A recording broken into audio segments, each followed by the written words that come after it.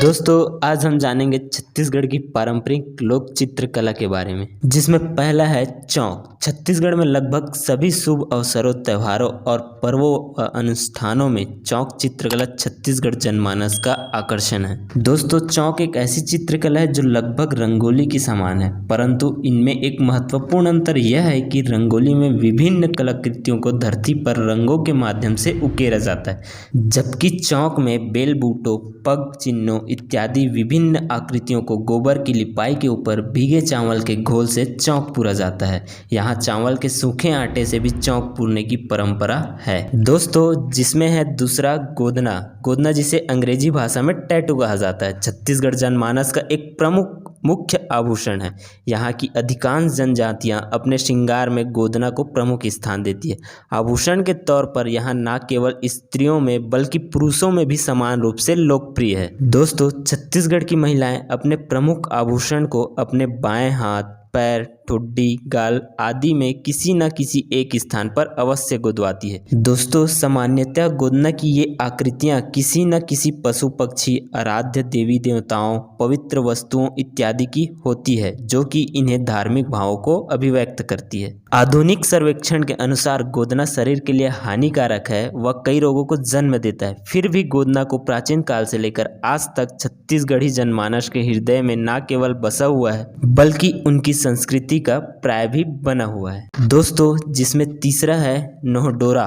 नोहडेरा एक प्रकार की उत्तराखंड कला है जो कि सामान्यतः घरों की दीवारों पर अपने घर की सुख शांति, समृद्धि, बुरी बलाओं व आपदा इत्यादि की कामना के साथ बनाई जाती है। छत्तीसगढ़ की महिलाएं नया घर बनाते समय दीवारों पर मिट्टी से सजात्मक उठे हुए अथवा गहरे अलंकरण बनाती है, जो कि आगामी कई वर्षों तक दीवारों में यथावत बने रहते हैं। इस कला को छत्तीसगढ़ में नोहडोरा डालना भी कहते हैं। दोस्तों जिसमें चौथा है सवनाही। श्रावण मास की हरियाली अमावस को छत्तीसगढ़ की महिलाएं घर के मुख्य द्वार की दीवारों पर गोबर से सवनाही का अंकन करती है।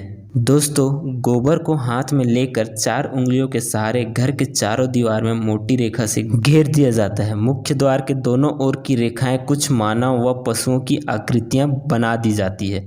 इनमें से शेर के शिकार का चित्र प्रमुखता से बनाया जाता है। पौराणिक मान्यताओं के अनुसार सवनाही बनाने से घर में किसी प्रकार की बाहरी बाधा या संकट नहीं आती है। दोस्तों पांचवा है आठे कन्हैया। कृष्ण जन्माष्टमी में मिट्टी के रंगों से भित्त पर बनाया जाने वाला कथात्मक चित्र है, जिनमें कृष्ण की जन्म कथा का चित्रण होता है। इस पर्व में स्त्रियां आराध्य देव कृष्ण की 8 पुतलियां बनाकर उनकी उपासना करती है, इसलिए इस चित्रकला का नाम आठे कन्हैया पड़ा है। दोस्तों छठवां है हरतालिका।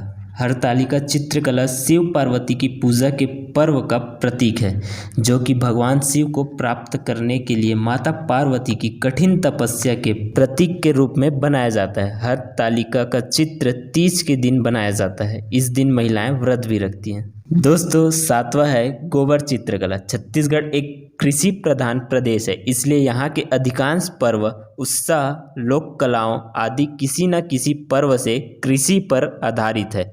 दीपावली के समय गोवर्धन पूजा के दिन धान की कोठरी में अनेक प्रकार के चित्र बनाए जाते हैं तथा अन्य लक्ष्मी की पूजा की जाती है। गोबर चित्रकला समृद्धि की कामना हेतु बनाई जाती है।